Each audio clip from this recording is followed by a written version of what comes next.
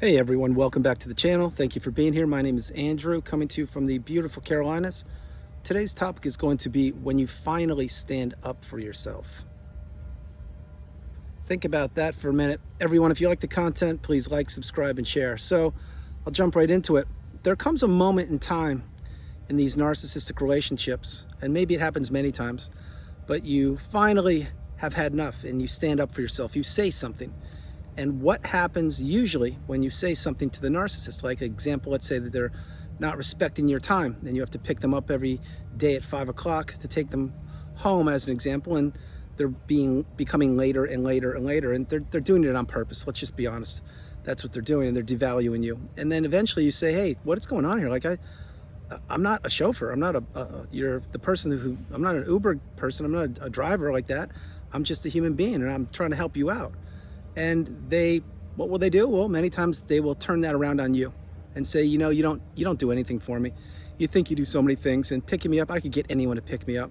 Just get over it. It's not such a big thing. And so what? I'm late a little bit. Big deal. We're all late. You're late many times too. They'll say things like that. And then you'll be backed into a corner like, wow, they're not even being accountable.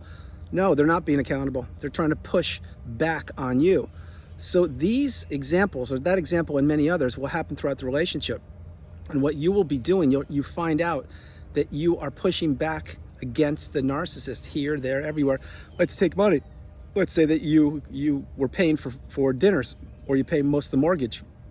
Well, the narcissist is getting free dinners, and maybe you're paying for most of the mortgage, and they claim, well, they don't have the money. They don't have the financial resources to pay their part. But truth of the matter is they may not have those resources. Other truth of the matter is they may have a boatload of money. They just want to spend your money. But wrapping your head around that is a whole different thing. However, what they can say there is, let's say you're talking about food. You're paying for the meals when you guys go out to dine out. They may say, well, you make so much more money than me. You should be paying. Or I'll get you back next time. Just cover me this time. I'll take care of it this time. Or you're such a baby. Like, why? Like, what's the big thing? It's only money. It's not such a problem. Like, and eventually when you tolerate this kind of poor behavior, what you find out is you put up with it more and more and more until when? That's right, until you don't. And ultimately what happens many times, not always, but many times, an individual will say, no more, I'm done. And they will finally stand up for themselves. So when that happens, the narcissist can now sense that this isn't just like you standing up for yourself a little bit here or there. Like you're now about to put a boundary in place, and you're about to draw a line in the sand, and you're about to say, listen, I know how you treat other individuals. I know how you're disrespecting me. I know how you are invalidating me, how I'm not even number 10 on your list of priorities because you're worried about you, other people who you don't even know, complete strangers, and probably getting my replacement. I hope you've wrapped your head around all of that. But when you figure this out and you put a boundary up and you say, no, I won't tolerate that any longer. You need to be accountable. Many times that's when the narcissist's alarm bells go off. And what they do is they say, okay, wait a minute. This one is giving me pushback or brushback a lot more than I'm accustomed to. And they actually want me to change for them. First of all, I'm not going to change for anybody other than the mask I wear to manipulate individuals. Second of all, a boundary, those things are worthless to me. I don't care about boundaries. I'm not going to even entertain the thought of what they said. And third of all, many times they will say, okay, your battery, I'm talking about you, the person watching the video, your battery was running low anyway. And now you just confirmed it because now you're standing up to me, and nobody stands up to me, i.e. the narcissist. And when that happens, I will just go into my playbook of plays and I will pull out chapter 50, whatever it's called, and that will say the discard. And I will implement that when I'm ready. Maybe it will be tonight. Maybe it will be tomorrow. Maybe it will be in a week. Maybe it will be in a month. But I now know that you know, A, who I am and that I'm not going to change. Most likely. B, that it's the same old cycle going around and around. And I may, in the past, have told you that I would change and do things, but I never follow through with that. And that has now gotten to you so much so that your resources have become depleted, and now you're actually putting a boundary up and you expect me to adhere to it. I will do nothing of the kind. What I will do is I will figure out when to discard you. Now, again, I'm the narcissist, remember. In real life, I am not, but for this video, I am.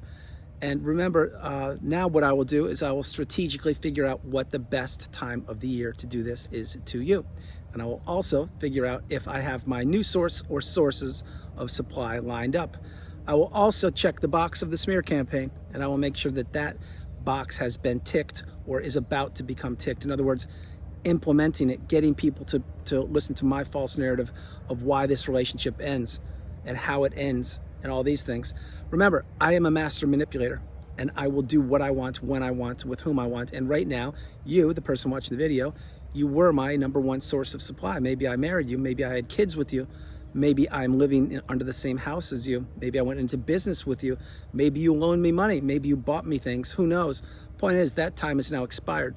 And now what I will say is, when I'm ready, I will discard you, most likely. It doesn't always happen that way, but that was just inside the mind of the narcissist to a degree. Because when you put a boundary up with the narcissist, and example, as the thumbnail mentions, when you finally stand up for yourself, when you do that, they immediately, they know something's off, because you're not just cowering to their words. You're not just doing what they want.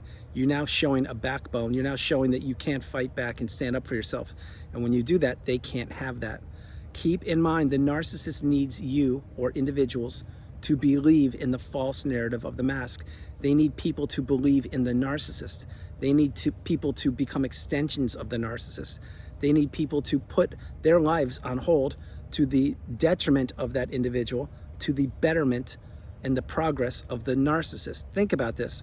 That is exactly what happened. So for a moment, remember, when you were in the narcissistic relationship, your life was not improving at all. Sure, maybe you got a pay raise here and there, or you went on some vacations that weren't blown up. If you're that fortunate, God bless you. Or maybe you had children. Beautiful, that's great. However, what I'm sharing with you is, the longer you were in the relationship, the more red flags you saw, the more you had, the less you could ignore your instincts and intuition, the more you had to try to put boundaries up, the more the mask slipped from the narcissist, the less they cared about you, the more they wanted to destroy you. Yes, these are some powerful words, but they're all true. Bear in mind, the narcissist cannot love. They have no empathy. All they care about is getting a fuel pump into them so they can get filled with supply and go on to the next individual. They do this hourly, they do it daily, they do it weekly, monthly, yearly, over periods of time, i.e. decades, and over their whole life virtually. And they know this. They know that they need people. Excuse me. They also know that they need people to believe in them. They also know that they need people to tolerate their poor behavior. They also know that they need people to exchange their toxic energy with, i.e. in a healthy, abundant, beautiful individual like you. And they also know that eventually that relationship with them will expire, because each and every relationship, each and every narcissistic relationship does have an expiration date. It sincerely does. And many times it's when you put a boundary up and finally stand up for yourself that shortly thereafter your relationship will end. It happens so frequently. You go to bed one night and you're in the narcissistic relationship, and yeah, are you being depleted and decimated? Your resources, your financial capabilities, your health, your social circle, your status, your job, everything. Yes, you're being decimated, but you went to bed one night in that relationship. The next morning you wake up and boom, your house is cleaned out. Or boom, there's a note on the kitchen table saying, I'm out of here, that this wasn't working out. Or boom, the narcissist says, I just need a little bit of time. I need some time to think about this. And they disappear, not for a couple hours, maybe a couple weeks, maybe a month. And what are they doing? Think about it. What do you think they're doing? They're discarding you, or mini discarding you, but they're trying to get you to pine back for them. But what they're doing is they're getting supply with somebody else. Understand it. And if you're questioning that, and I'm not trying to trigger you or upset you, but think about it. The narcissist cannot be alone. The narcissist cannot sit still. The narcissist needs individuals the way you need oxygen to breathe. That is what the narcissist needs. That's why their smartphones are more important than you. That's why complete strangers are treated better than you. That's why they never respected, loved, or cared about you. The only thing they cared about with you was stringing you along as long as you possibly would tolerate it, and hoping that you would never figure them out. The whole time looking for your replacement behind your back. That's what they do. That's why they go from person to person, business to business, relationship to relationship, blowing up all of these things in their wake of destruction and glomming onto new unsuspecting individuals. It's happening right now as I'm creating this video. It will be happening tonight, tomorrow, the next day, and next day, and it's very unfortunate. It's extremely unfortunate. But keep this in mind, you were once one of those people, so was I. Now we're getting the wisdom on my channel. We are applying the real life tools that I'm providing for you. You are reading other people's comments in the community. You are learning, you are growing, you are teaching if you can. You're becoming awakened and aware, educated and empowered. You now have boundaries. You can now say the strongest word in the English language, which is no. And when you say no to something or someone, you are saying yes to yourself.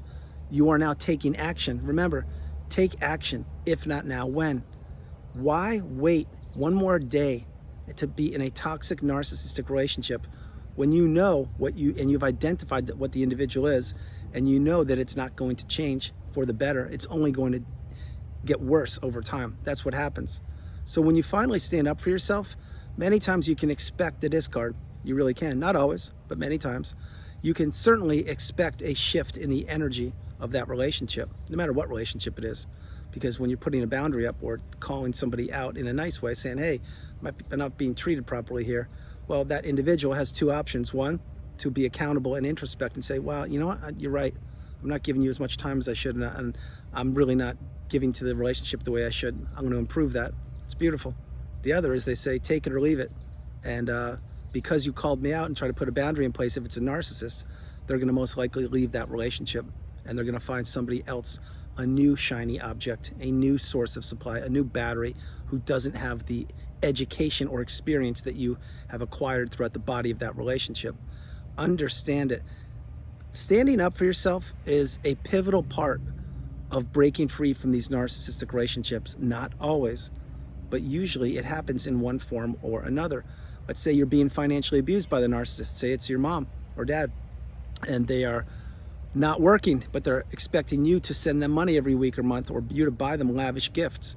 Well, do you have to do that? No, you don't. Your culture may have brought you up saying that you need to do it. Your religious beliefs may say you need to do it, but you don't. You don't owe anybody anything. You owe yourself to be filled with harmony, with love, abundance, peace, serenity. You don't need one of your parents guilting you into saying, hey, I gave birth to you, I gave you life, I put a roof over your head for X number of years, I did all these things for you, you owe me. There's no such thing as that. I mean, someone can say that, but I don't subscribe to that notion, and I'll tell you why. Because your parents, if you understand what I'm sharing, they decided to have children, and you were one of them. And that's a beautiful thing, that's great. But by no means should you be an indentured servant the rest of your life, spending money on someone who is bullying you into submission so they can have a better life and you can't save a dime, and perhaps you're living in a small apartment when in fact you could afford a huge house if you wanted, but all of your money is going to your parents. That's an example. It's the same thing with brothers, sisters, aunts, uncles. If these people are toxic and they're trying to borrow money from you and they never pay it back, and then when you ask them to pay it back, they disappear for 3, 5, 6 months, then they reappear after your memory the memory of what the money you loaned them has dissipated, and they pop up again and say, hey, how's it going? Everything's great. You look fantastic. What's going on? I hear you're doing well. Great. Yeah. Hey, do you think you can loan me another $800? I'm kind of hitting tough times and I could really use it. And I know you have some money to spare. And you're like, wait a minute.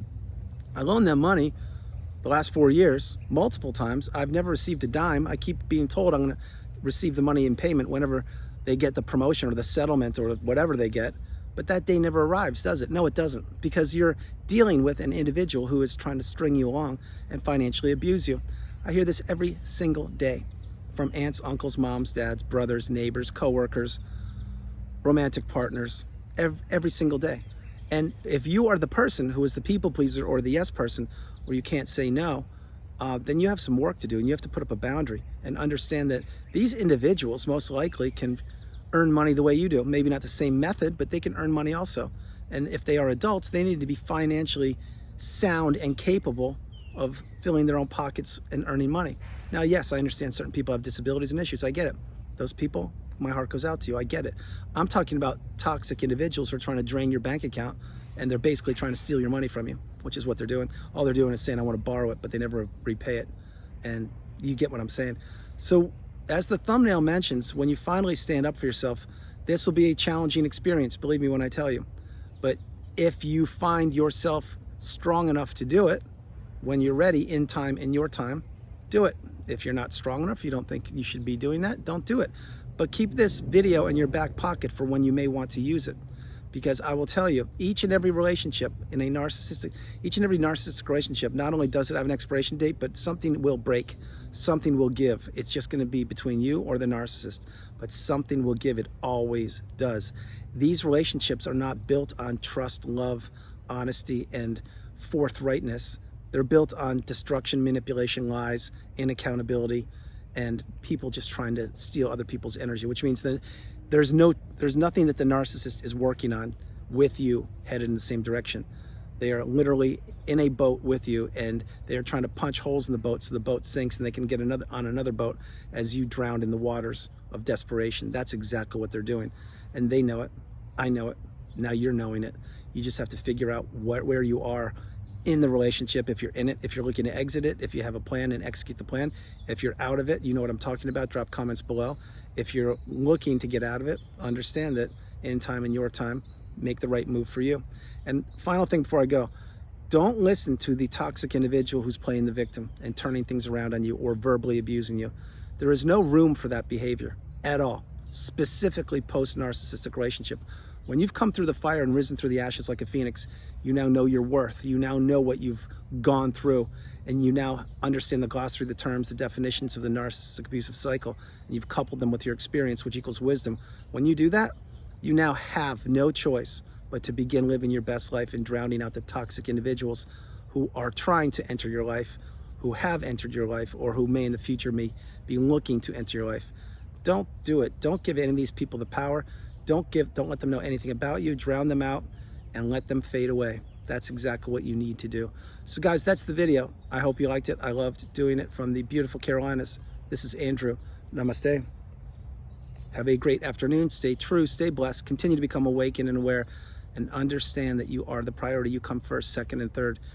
Remember, as the thumbnail mentions, when you finally put up a boundary, that is a big thing to do. That means you finally have had enough and you want things to change. Things will only change in a narcissistic relationship when you make the change. Now, I'm not saying the discard. I'm saying when you understand that you deserve better and that you don't need the narcissist. In fact, the narcissist needs you or needs individuals. So guys, no matter where you are on the planet, you are not alone. Remember that you are not alone. I love you all. God bless you, and I'll talk to you tomorrow. All right. Bye, you guys.